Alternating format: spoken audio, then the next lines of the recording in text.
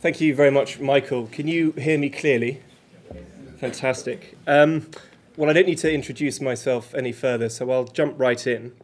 This is the second talk that I've given at the Society. The first time I was here was to talk about an expedition that I went on to the source of the river Oxus. This talk is very different. As Michael said, I'm going to talk about cultural heritage and reconstruction in conflict and post-conflict countries, with particular reference to Afghanistan. In 2001, the Taliban destroyed the Buddha statues, the giant statues that stood in Bamiyan.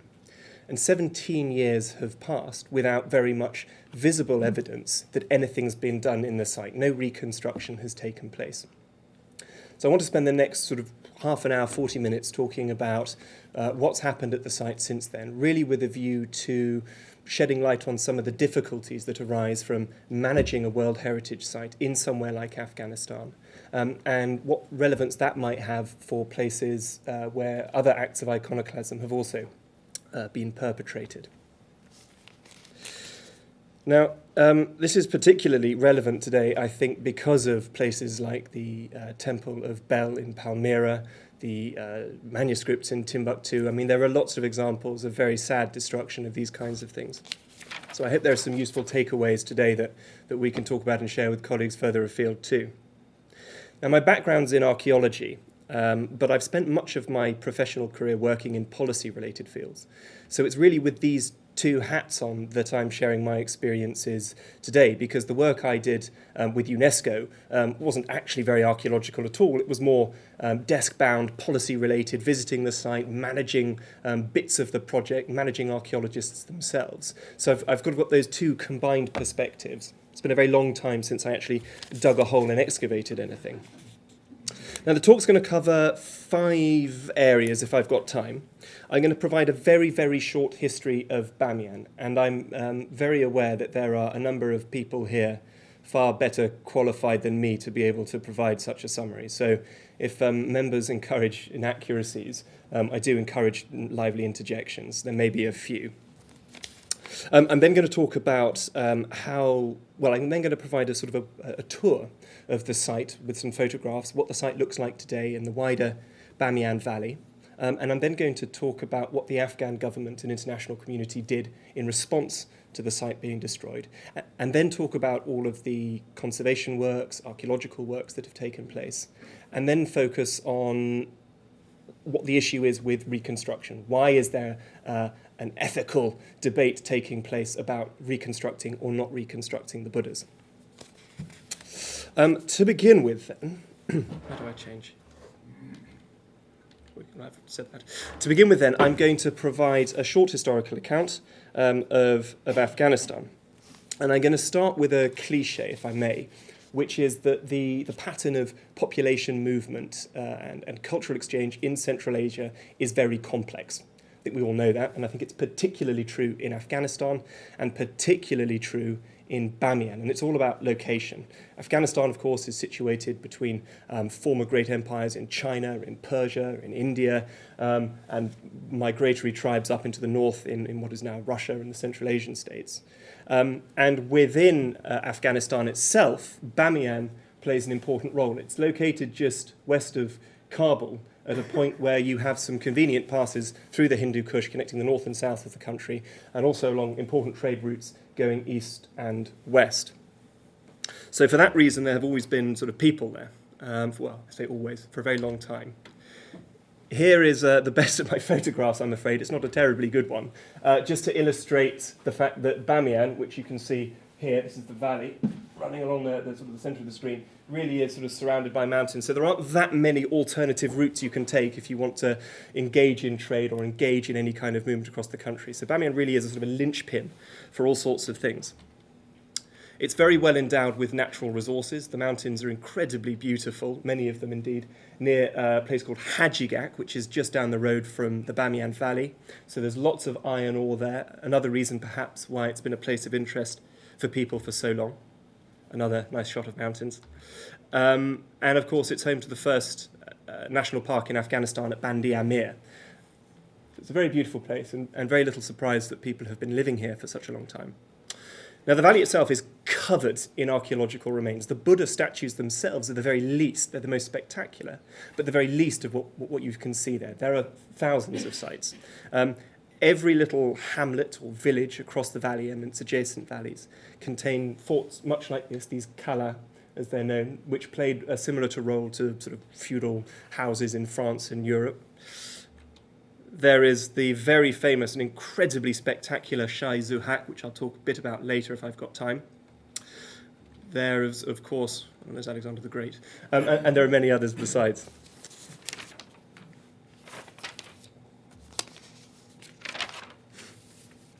But the period that we're really interested in spans from the 4th century BC to the 13th century AD. Over the course of this period, we have influences of Greek culture and Buddhist culture mixing in this whole area. And it's out of this petri dish of cultures, this petri dish of ideas and movements that emerges a particular form of art in a place called Taxila in Pakistan. And that form of art is known as Gandharan art. It's a fusion of Greek artwork and of Buddhist iconography and ideology. The Buddha statues themselves, for those who remember what they look like or have seen pictures of them, are very reminiscent of that form of artwork. They've got heavily draped clothing, they have Greek hairstyles, Greek facial features, and in fact, in Afghanistan, well, in Taxila, it is thought that the earliest representation of Buddha in human form emerged at around this time.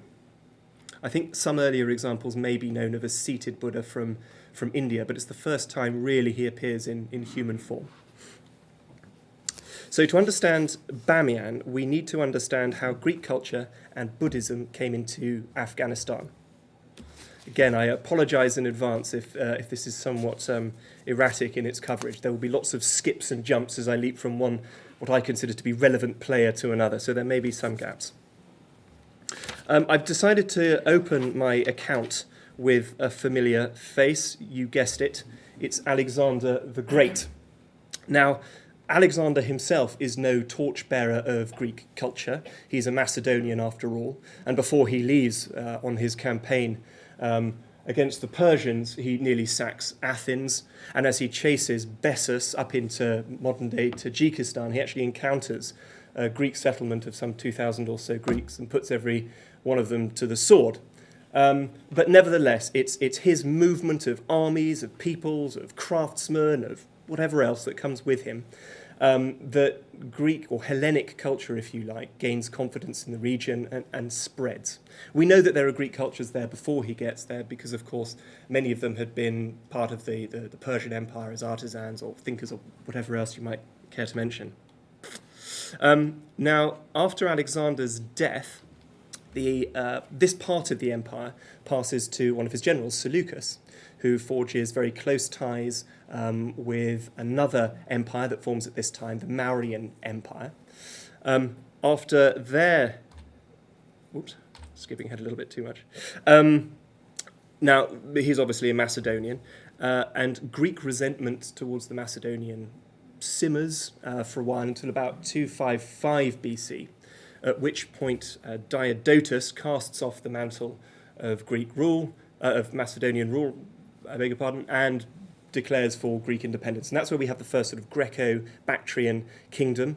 Much later than that, Demetrius moves the kingdom moves the kingdom into India, forming the Greco-Indian kingdom. And then we have pressure from the let's call them the Yuezhi, who are from modern-day China, who are forcing the Greco-Bactrians out of the north, back down into India. And it's the Yuezhi who later become the Kushans, who are the great patrons, if you like, of Buddhism in Afghanistan. So there's really a very, very strong mixing and spreading of peoples and ideas, and trying to create a clean and linear timeline for this period is fiendishly difficult, and it's defied my best attempts, as you can probably tell. Buddhism itself comes to Afghanistan in a number of different ways. The first time it appears probably as a state religion, is under the Mauryan Emperor Ashoka in or around the 3rd century BC. And it's his territories that are really spreading into Afghanistan at about the same time that Diodotus had declared independence from Macedonian rule. Ashoka, in fact, even sent missionaries as far as Burma and Sri Lanka. And it was likely Ashoka who brought Buddhism to Gandhara, which later gave rise to the school of Gandharan thought and artwork. Later still, under the Turkic rule in the 6th and 7th centuries AD, Bamiyan enters its heyday. And I'm borrowing very heavily from a book by Warwick Ball, which I think provides the best account I've come across of what happened at this particular period. So the Turks probably came from somewhere in Siberia, and they're mentioned in early Chinese sources from the end of the 3rd century BC. But it's not until the 6th century that they actually assume a much more sort of geopolitical role, an important geopolitical role in the region. Now, the Western Turk Empire grew fairly rapidly after the defeat of the Hephthalite Empire, otherwise known as the Huns, under the leadership of somebody called Tagan Tung Yagbu. And under his leadership, the empire spread into Uzbekistan, Tajikistan, and Afghanistan. And during his reign, the capital of the kingdom moved from Bactria, which was in Balkh province, into Kunduz on the banks of the Oxus. Now, like Ashoka before him, Tung Yagbu was a great patron of Buddhist art. And under his rule and the rules of the vassal princes that controlled a number of the territories and provinces in the area, Buddhism really flourished on a quite colossal and unprecedented scale. So there's a comparatively peaceful and stable geopolity at this time, north and south of the Hindu Kush. It has strong ties with the Chinese Empire as well. There is, of course, the Roman Empire, a trade partner in the West. And so there's a lot of movement passing through Bamiyan. And it's there under the entrepreneurial auspices of Buddhist monks at the time that Bamiyan grew and grew and grew. Now, in spite of that potted history, we don't know very much about who actually commissioned or constructed the Buddhas. We know from radiocarbon dating that the smaller of the two was built at around this time in 544 to 595 AD, and that the bigger one was commissioned or was constructed a bit later in 591 to 644 AD. There are lots of hypotheses about why they were built. I think perhaps the most obvious ones are that it's a wonderful act of devotion and that it's a place of worship. Perhaps more cynically, we could speculate that they attract tourists of the time, or that they can generate money and revenue through tithes, through visitors passing through and accessing these places. Whatever the reason, we don't know quite why yet. Now, over the course of its long history, Bamiyan hosted Buddhist and Muslim communities alongside one another up until about the sort of 9th, 10th century. And it's not really until the arrival of the last figure, probably should have shown that later, we'll come back to this in a moment, another familiar face of Genghis Khan, that Bamiyan really experiences its first significant cultural shock. Bamiyan itself has passed within and without the bounds of different empires and chiefs and kings and what have you, but it's really not until Genghis Khan that Bamiyan experiences the first sort of cultural shock. He comes in the 13th century and sort of levels the playing field. There's a very haunting city located not more than a kilometre from the Buddha statues themselves, called Shari Golgola, which loosely translates as the city of screams. And this is much later than the Bamiyan Buddha statues itself. But story goes that he resisted, the inhabitants of Shari Golgola resisted Genghis Khan's army, and as punishment for that, when he finally sacked the city, he put every single one of them to the sword. Every dog, every bird, every squirrel and rabbit were killed as well, and it remains uninhabited today as a testament, if you like, to Genghis Khan's levelling influence in the region. Now, that's potentially a rather sad note to end the account, were it not for the fact that the inhabitants of Bamiyan today, the Hazaras, claim direct descent or indirect descent from the occupying Mongol force that stayed in Bamiyan after the sacking of these places. They are a very distinct community. They're the third most populous ethnicity in Afghanistan and are often considered to be something of an underclass by Pashtun and Tajik countrymen. And that has some relevance, which we'll come to later, for discussions about whether the statues themselves should be rebuilt.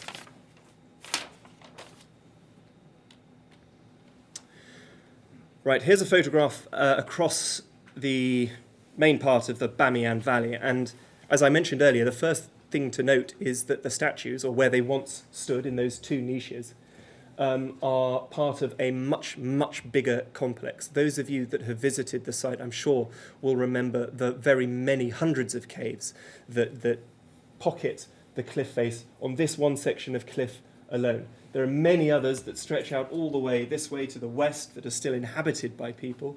There's the Kakrak Valley, which sort of comes over that way towards the exit, which is also full of hundreds of caves as well. They're in the region of 700 or so that have been reasonably well documented to date through photographic study, through measuring, and what have you. It's quite difficult to say what this might have looked like in its heyday. It's likely that there were a number of wooden superstructures cladding the cliff face to provide access between the different caves. Many of them, as you can see, are completely inaccessible unless you have climbing gear or a drone or something like that. So it's very difficult indeed to get to them if it wasn't for external structures. Here's another close-up just to sort of reiterate that point of the inaccessibility of many of them. Here's a slightly nicer close-up. I will talk a bit more about the caves in a moment, so forgive me for flicking through these. On the inside of the cliff, many of them are connected through a series of tunnels, stairwells, and walkways. So we know that there was interior connection between them as well. In fact, in one of the caves, there's an inscription, or graffiti, I think, is probably more appropriate, from an interesting character called Charles Masson, who I think would feel very at home in this society. And he wrote, and I'm quoting here, "If any fool this high Samooch explore, know that Charles Masson has been here before." A Samooch is a cave for those like me who didn't know.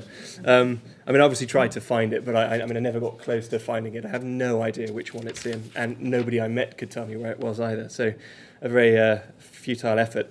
But there are lots of other things beside that of great interest inside the caves. I apologise for the quality of the photographs here, but they still serve a purpose. The caves themselves were all handmade, as I said. Some of them are very simple. They might just have square-cut walls, square-cut floors and ceilings and be undecorated and very plain.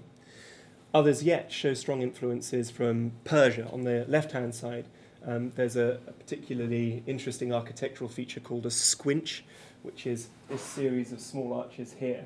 And its purpose is to reconcile a square structure with a circular roof. So in the corners of the square structure, you have a series of increasingly large little arches that form a circle on the top, and then you can plonk a dome on top. Now, of course, these were all carvings. There's no architectural value whatsoever, no structural reason whatsoever to do this. So it's purely in imitation of, or as homage to, those influences from Persia.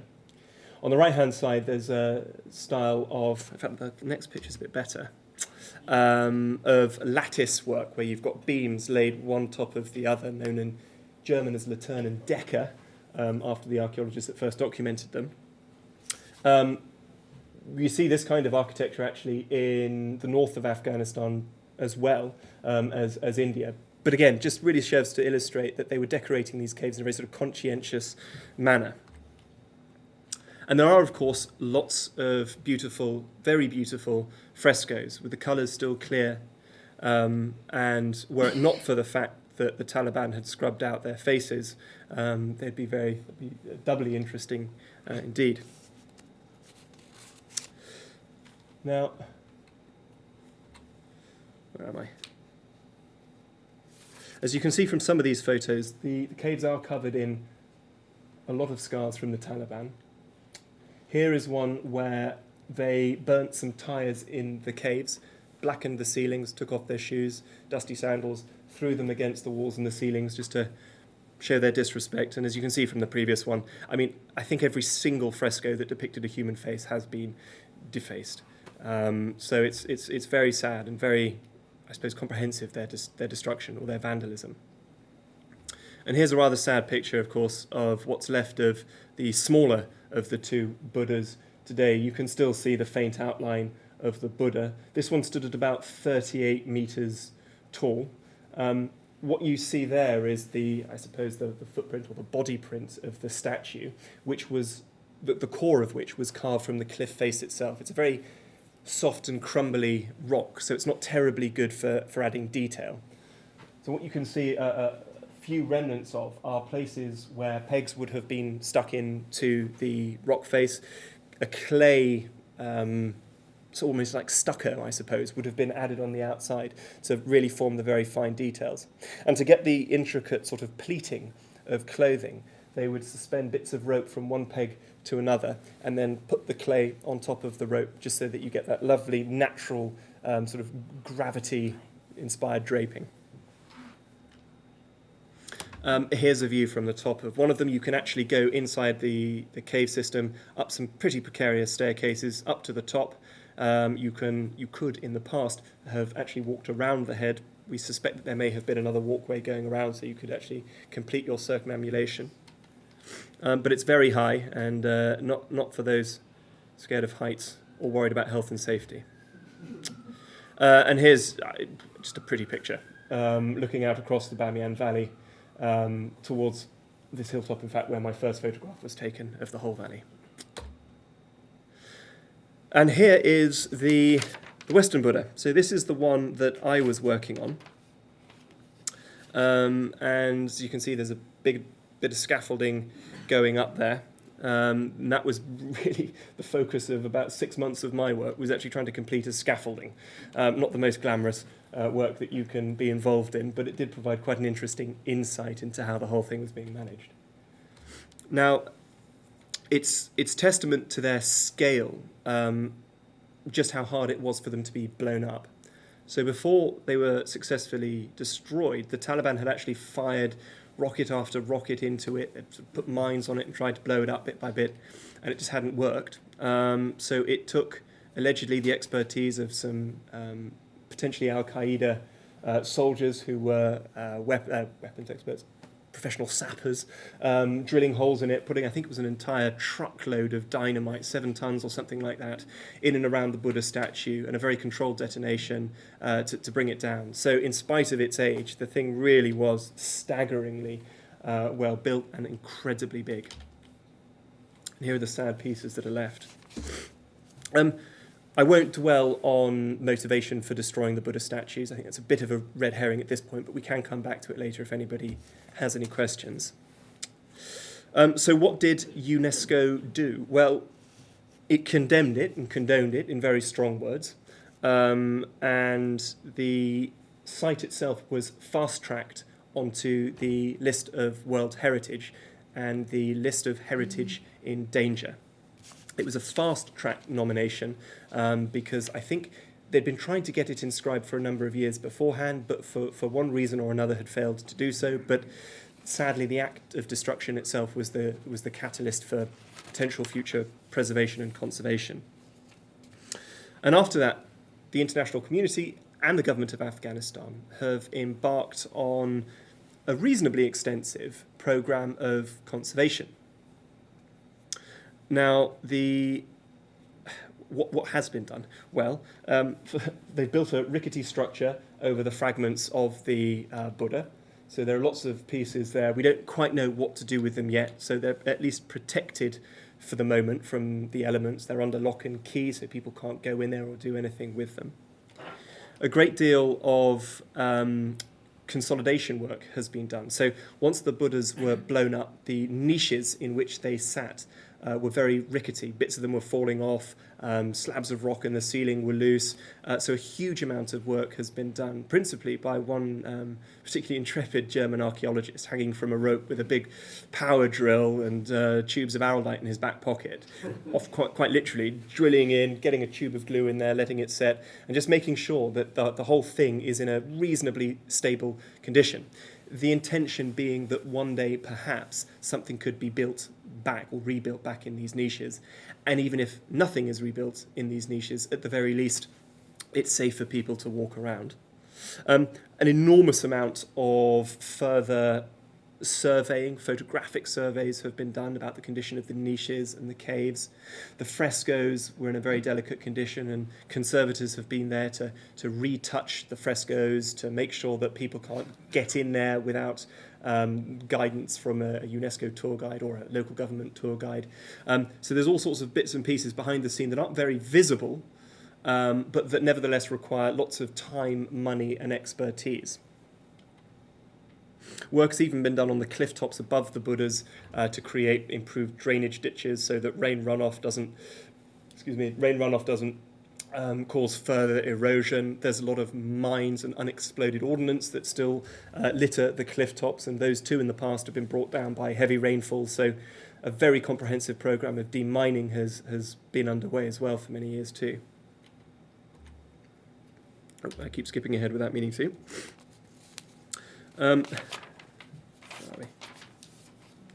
So as I mentioned, I was involved in work on the Western Buddha niche, and when I embarked on the program, I sort of set myself the goal of making sure that this scaffolding that was already part completed would be fully completed. The last 10 meters would get to the top of the niche to allow access to conservators and photographers and whatever else. And I thought that was quite a modest objective for my 6-month period, but it turned out to be beyond my powers of project management to see that through. It was a whirlwind of conferences, events, talking points, PowerPoint briefs. I mean, you name it. Anything that didn't require anything to be actually done, I was involved in, which was a tremendously frustrating experience in many ways. But all of this is really a precursor to what I want to talk about today, the crux of the conversation, which is what's going to happen next and whether anything should be rebuilt at the site. Almost as soon as the Taliban were defeated, and I use that word very, very carefully, the Afghan government expressed its intent to rebuild at least one of the statues. This made and continues to make conservators and so-called international experts tremendously nervous. We all agree that the destruction of the Buddha statues was a disaster and was terrible, but reconstruction should only be considered very carefully under a very specific circumstance and with very clear reasons for doing so. I certainly don't want to overstate the conflict of intent between us, international experts and foreigners, and them, the Afghan government, who want to rebuild the statues. In reality, there's actually a very close relationship between the two. But I think the fact that there is some conflict and some debate between them is one of the reasons why very little has happened, very little visible work has taken place over the last few years. So to understand the debate, we need to look at the wider context of conservation ethics. Now, it's been undergoing something of a change over the last few decades.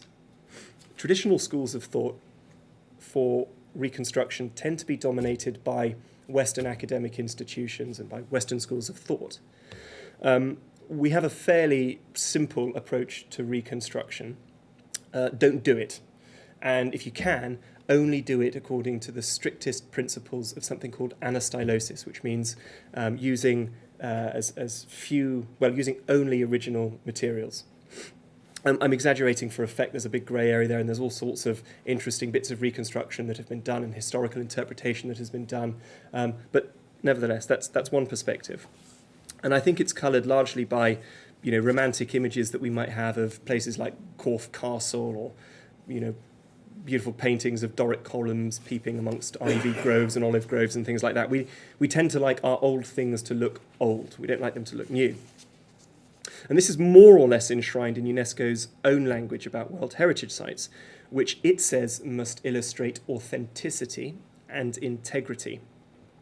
Now, these two words, authenticity and integrity, mean very different things to people from different cultures. Let's take Japan as an example. In Japan, they build some of their temples in a tremendously clever way, which allows them to replace bits of the temple over a lifespan of about 20 years. Every component of the temple can be replaced, which means that at no given moment in time is the physical structure older than about 20 years, but it's looked the same as it has for many hundreds of years. The same materials have been used to make it, using the same traditional techniques. Now, the question I put to you is that authentic, and does it maintain its historical integrity? I don't have an answer for that, but that's the other perspective. So Eastern approaches to conservation differ significantly from Western views. The Asian experience in conservation takes a more holistic approach, so it looks at the tangible, that is, the physical things that you can touch and interact with, and the intangible, so the culture, the thought, the philosophy, the ideology that goes into these places. And based on those different things, it determines whether something is of value and whether it has integrity and authenticity. So this creates a huge amount of space for justifying reconstruction, if it can be demonstrated that the site has cultural and symbolic value as well as simply architectural value. And the Bamiyan World Heritage Site in many respects encapsulates these debates. Archaeologists and conservators from Asia and Europe have converged on the site, bringing a wealth of important knowledge and expertise, but also their very distinct perspectives on what should and shouldn't be done. So Afghanistan's it's a great example of, I suppose, in some ways the worst kinds of international cooperation. Everybody's involved, everybody has an opinion, they're all different, and nothing gets done, so you have this kind of stasis. There are those like the late departed Nancy Hatch Dupree, who advocated for nothing to be rebuilt. There are those like the Gandharan art collector and an artist, Ikuyo Hirayama, who said that I suggest the Bamiyan caves be preserved as a symbolic reminder of the barbaric destruction of culture by human beings, which I think just typifies quite nicely the primary justification for not rebuilding the Buddha statues. Let them stand as a testament to these terrible acts. Others advocate for the approach I described earlier, anastylosis, using only original pieces of material that you saw in one of my earlier photographs, those different pieces under the shed. They could be, in theory, stuck back on to create a sort of something that resembles something that might once have been a Buddha. And then there's another approach that says, let's use what we've got, let's use modern materials, or let's recreate old materials. Let's do whatever we can to create a sort of a Frankenstein of a statue back in the niche using whatever means we can. There are other approaches that say, no, let's just do whatever we like, let's put it up there in concrete. I don't think that's a particularly popular view, but I have heard it. And then my favourite is, let's leave them empty, but then let's build a new one completely from scratch using traditional techniques in an adjacent cliff face. I'm a big fan of practical archaeology, a big fan of living history. I don't wear a Viking helmet on the weekends or anything like that. Apologies if anyone here does. But it's, I think that'd be great. I think we'd learn an awful lot. I think it would be important. I think it would be interesting. And I think it would look great. That's my view.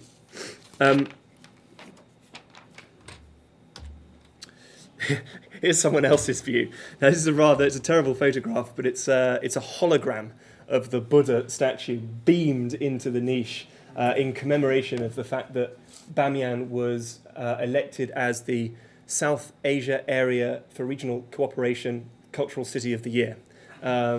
Means as much to you as it does to me, as it did to them. Nothing really, but a great excuse to get the projector out. There are better photographs of this available online if you want to believe it. They are actually quite cool. It's multicolored. It looks like a Buddha. It's not quite 3D, but one day perhaps we'll have the technology that will allow us to do that, and that would be a sort of a very non-invasive way of presenting the Buddha. I include this here more for amusement than anything else. It's quite a sort of haunting image there.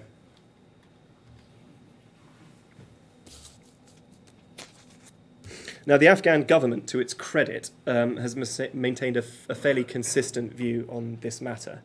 One of the Buddhas will be rebuilt.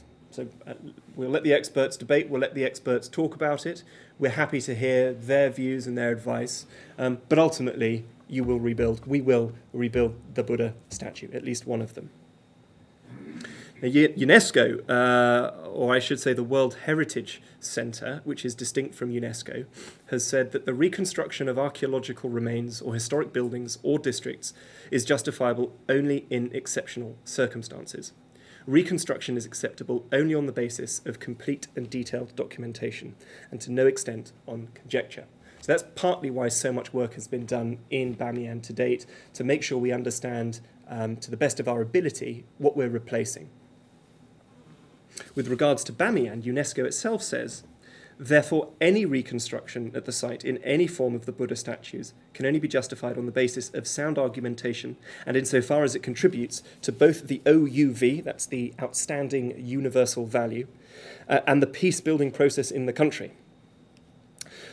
Bamiyan's application for inclusion in the World Heritage List tells us a lot about how these debates have evolved over the years. The actual inscription is for the cultural landscape and archaeological remains of the Bamiyan Valley. And the important word here is landscape. UNESCO is not just trying to preserve the Buddhas, it wants to preserve the valley in its entirety, in a holistic sense, and I hate that word. But it means not just the Buddha statues, but the Kala, the fortifications, it means the later Islamic shrines, it means even the traditional drainage systems that crisscross the valley floor. And it even means, and here's the greatest space open for interpretation, the cultural events, the cultural identity of the valley, the social identity of the valley, the spiritual identity of the valley. So it's come a long way from just saying we must preserve the statues to saying something as wide open as this. To add further nuance to the picture, UNESCO itself isn't responsible for administering the list of World Heritage. As I mentioned a moment ago, that's the World Heritage Centre. So UNESCO works alongside national governments. Its role here is to work alongside national government to ensure that it can achieve and maintain the World Heritage Centre's rigorous standards for maintaining its position on the list of World Heritage. And to its credit, UNESCO has been trying to strike, I think, a very careful balance between what WHC, the World Heritage Committee, permits and what the people of Bamiyan and the people of Afghanistan want, which is reconstruction. How am I doing for time? 5 more. 5 more, brilliant. So I think sort of a big piece missing here from the conversation are local communities. What do local people want? Lots of local people appear to be very supportive of rebuilding the Buddha statues, but of course World Heritage status comes with a very heavy burden. In particular, it comes with very strong building regulations, which say that you can't do X, Y, and Z. Now, in a place where most people live in mud houses, this is actually the high street of Bamiyan city. As you can see, there's not a amount of huge high-rise buildings, and in the background you can see some... well, actually, those are rocks. I was going to say they're houses, but they're not at all. But most people living in the valley itself, adjacent to this road here, this high street, are still living in very traditional buildings. There's an aspiration there to build with modern materials. People don't want to live in 14th century Islamic mud huts. They want to live in something much more modern and contemporary. So there's a real tension between what people want, how they want their valley to develop, and what the World Heritage Committee guidelines permit for what you can do in an archaeological park.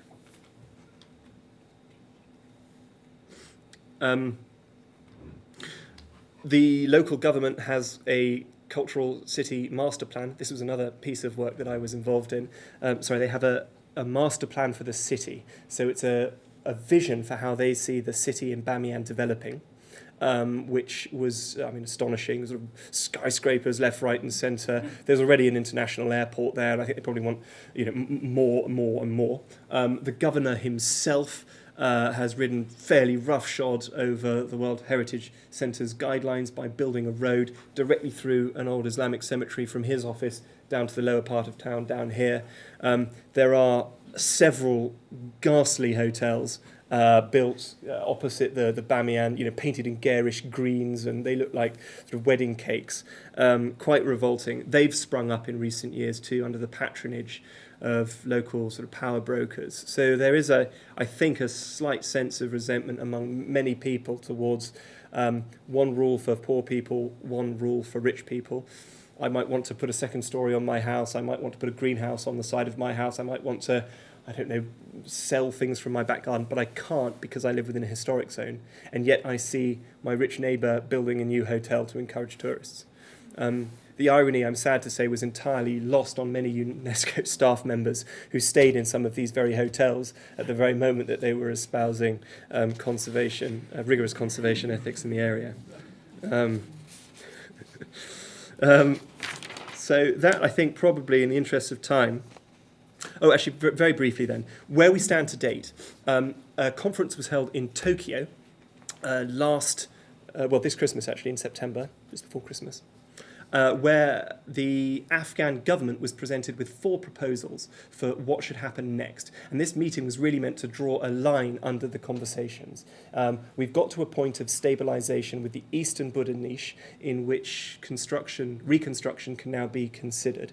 So the idea was to present the government with 4 plans, or a number of plans, for what could be done next. A decision would subsequently be taken, and then in theory, reconstruction would get underway once funding could be found. I'm slightly out of the loop on this one. I spoke to my former boss quite recently, though. There have been 4 proposals submitted, more or less along the lines of the plans that I described earlier.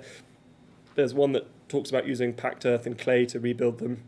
Somebody else has suggested rebuilding it in another valley, and somebody else has talked about, anastylosis, so using any original materials. But I think classically in these things, no decision has been taken.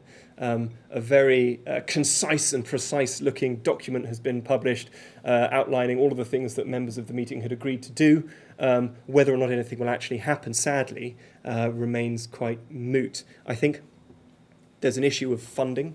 Who will pay for this? And I think there's a question of ethics as well. At a time of great need in Afghanistan, in other areas like education and healthcare and infrastructure, is it okay to spend millions, and millions have already been spent on this?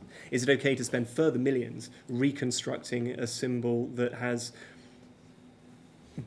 questionable meaning to people living beyond the Bamiyan Valley? Now, whether you talk to Pashtuns down in the south or the east, or Tajiks further north, if they have the same view of Bamiyan as the Hazaras living in this area, I don't know.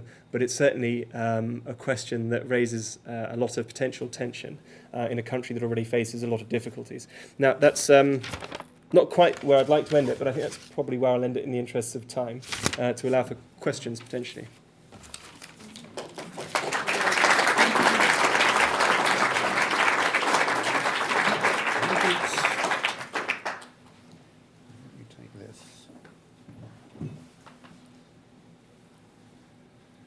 Jonathan, thank you very much indeed. That was fantastic. It is a lasting regret for me that although I spent quite a lot of time in Afghanistan, I never managed to make it to Bamiyan. So I've actually now seen more of it, funnily enough, than I ever had before. Can I invite questions from the audience? I see one immediately. Anthony, go ahead. Who would be capable of making a new Buddha in another cave? Well, who would be capable of building a Buddha anywhere? I mean, I think there are 2 teams I know of from Germany that have the technical expertise. Whether they have the practical expertise, I don't know. There's teams from Japan, particularly, I think, Kyoto University, who have come up with some quite exciting ways of taking very detailed scans of the caves and the niches and printing them. It's quite astonishing to see the quality of what they're able to reproduce. So not only the colours, but also the textures, the contours, a bit like the caves at Lascaux, only in HD, if you like. So there are people that have the technical knowledge. But one of the reasons why I'm such a fan of practical archaeology is that I think we rediscover an awful lot about how these things were done. We might not know when we embark on the project how it's done, but we can figure it out. And that's why I think there's such value in doing it along those lines. There's a great castle that they're building in France called Guillon, and they've been doing it, I think, for 25 years or something. And they're using only effectively amount to historical reenactor volunteers to come along and rebuild the castle using only traditional tools and techniques, and they're discovering new ways of doing arches and vaulted ceilings and things. And I think potentially the same would be true from this kind of an exercise in Afghanistan. Within Afghanistan, is there the technical capacity? I don't know. There are skilled labourers all over the place. Sorry, there are unskilled labourers all over the place willing to chip in for a day. But would I want to see them doing a delicate archaeological reconstruction? I don't know. I've seen other reconstruction in Afghanistan that hasn't quite worked so well. So. Who built the original one? Were they local or they Again, very unclear to me, at any rate, whether it was foreign or domestic. Gentleman in the centre here, and then to the right. Yeah. A rather essential prerequisite, and I may have missed this in your talk, in which case I apologise. How secure is this area? I mean, how certain are we that the Taliban, you get all these works going on, the Taliban come back and blow it all up? Well, I think that's a very good question. The question is, who's to say that the Taliban won't blow it up again, and how secure is the valley? Well, I mean, Bamiyan has remained very, very secure throughout the last sort of 17 years. It's like another country almost. You get off the plane or you get out of the car, there will be women in the fields. Women will talk as a man. It's a big surprise to engage with Afghan women, and they will. There's no problem with that. It is the sort of the heart of the Hazara Jat, the Hazara community live there in the Central Highlands, and Bamiyan is a very symbolic area. It's fallen before. There's nothing to say it won't fall again. I think that the level of investment that there's been in Bamiyan from the international community as well as the Afghan government means that I think probably every last soldier and cent will be spent ensuring that Bamiyan doesn't fall, because it's such a headline province. And it's also as close as Afghanistan has to anything that will attract international tourism as well. So you saw Bandi Amir earlier. I mean, they really will put, I think, quite a lot into the lot of political capital as well invested in this to make sure that Bamiyan doesn't fall. So right now, I wouldn't have any problem walking around by myself. I think women could do that as well. So it's really pretty good. Bearing in mind that the Buddhas were religious symbols originally, have Buddhist communities elsewhere expressed any opinion about what should happen?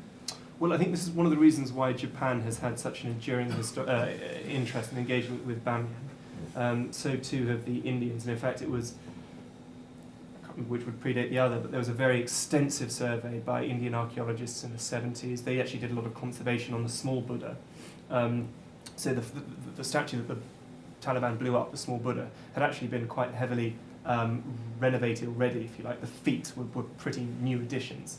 So they've expressed, or had expressed, an historical interest, but Japan remains very, very engaged and very involved, and it's some of them with their Eastern views on reconstruction that are espousing forms of reconstruction. So they have expressed an interest in the view. Yeah. Lady over here, and then Nicholas. Yeah. I visited there in 74 and again in 77, and looked at, obviously posted the thing. When I was there, local school teacher, who I believe was Pashtun, I think he said he had come in, but I think he had married a Hazari woman. He took us around. We were sitting with his wife and children talking, and I asked him why they had cut the eyes off the Buddha, because at that stage, as it shows in early photographs, the eyes had been cut like a block out of the thing. And I said, was this a Muslim thing? And he laughed and he said, well, yes. He said to some extent, because Muslims and their depiction of human figure was objectionable for some very orthodox Muslims. But he said that more than anything, it was because the people were frightened of those eyes looking down on them. And he said that when there was a bad season or a catastrophe of some sort, they felt it was because these two people, these two figures were looking down on it. It was almost like a kind of adoption of the evil eye. How interesting. And I don't know whether that was just what he had heard or what he had made up or what his thing. But I thought it was interesting because everywhere you went on the babies' bonnets, there were these, what were actually originally, I think, Turkish, little eyes, blue eyes sewn to their bonnets to ward off the evil eye. That's entirely plausible and very, very interesting, yeah. Nicholas. I'm one of the people in 1962 who climbed all the way up through those caves to the top of the Buddha. I'm delighted to hear that some of the painting remind, because one of the things that attracted us, not only the statues, but the paintings in the caves. And what you say is that they're not all gone. I thought almost all of them had disappeared now. No. I mean, some of them were very fresh, and whether they can be preserved, and I mean, it's fascinating. I mean, we got to the top of the Buddha and looked on there, as you say, the front of the face was cut off. People told us that they may have had a gold thing put in there on top of the head. Yep. There was a sheet of gold there, because it was very clearly cut off in those days, in the 60s. But I'm glad to see that some of the paintings have arrived. There's also, by the way, talk of a recumbent Buddha somewhere down below somewhere. I was hoping somebody would mention the recumbent third Yes. Buddha. I mean, whether there's any evidence for that or not. Well, I think every now and again a toe turns up or a bit of elbow, but it's not entirely clear whether it exists or not. I think there's some discussion about the accuracy of the translation. There's a Chinese source that first mentions a third reclining Buddha 3 or 4 li away from where the Buddha are, and of extraordinary proportions, 300-400 meters long. Some people say, yeah, mistranslation. There's a famous archaeologist, very respected chap called Professor Tarzai, who has done some phenomenal work in Afghanistan, but latterly had looked for this Buddha, and as I said, turns up a toenail every once in a while. But there is an adjacent valley known as Dragon Valley that has a particular formation of hillocks and cliffs and crags that's meant to be a recumbent dragon that I think Sohrab or Rustam or one of them killed, and it's lying there. And maybe that also had been at one point interpreted as a Buddha. We don't know, but it's a very compelling story to The paintings have survived. Yeah. To follow on from your question about the eyes, was that you asked that question? Yes. So Tazi, the Afghan archaeologist, Samarallah Tazi, his thinking on that, and this is from some excavations he did in the 70s, was that they originally were wearing wooden masks, painted wooden masks, and these fell off. Because it's a very Right. clean It's a cut. very It clean doesn't cut look edge, like isn't it? somebody's Yeah. gouged them out. It's completely cut like a stone. But I Piers. think you brought up a very Sorry. interesting point about folk history and Buddhas and local stories. And I think it would be really interesting if you could talk about the names of the Buddhas and the myths around Buddhas before they became so known as Buddhas. And what happened through the destruction, I think, is that they became known as Buddhas, whereas previously they were known as these other figures, Sal and Shahnameh, these figures from Persian myths. That was the question I was hoping somebody wouldn't ask. Partly because I was relying very heavily on what you had written about it yourself. But no, absolutely. And I think that they, long after they had been used as religious focus points, long after they were used by Buddhists, they did play a very strong role in local identity and in local culture and in local folklore. Today, they are still, the niches themselves are still focal points and gathering points for cultural events and for celebrations. So they very much are sort of intrinsic to, I think, a lot of Bamiyan community's identity. I appreciate I'm evading the question slightly, but yes, your question does illustrate the fact that there is great symbolic importance and cultural value to these sites long after Buddhism declined in Afghanistan. We have, I think, time for just one more question. So, Piers Baker. On the question of potential reconstruction, I'm wondering what people are suggesting they be reconstructed to. I mean, it's not merely the faces, which I think were indeed wooden and then gilded. We're very clear of that from the sources and research. But we also know that ever since Arab armies passed that way in the early Middle Ages, once they had artillery, they used the Buddhas for target practice. clearly the Taliban with their lorry loads of dynamite achieved considerably larger effect than their predecessors. But so my question then is, are people talking about reconstructing to the state they were before the Taliban blew them up, or trying to go back to something like their original appearance as best we can reconstruct it? I think the question at the moment is now whether, the objective at the moment is to get them to the state they were in before the Taliban blew them up. So not to rebuild them from scratch. This is another reason why I think, and it's such a long shot, I don't think it'll ever happen, but it's another reason why I think it would be wonderful if they could be rebuilt, because then there's no reason why we couldn't rebuild them to what they might have looked like in the beginning.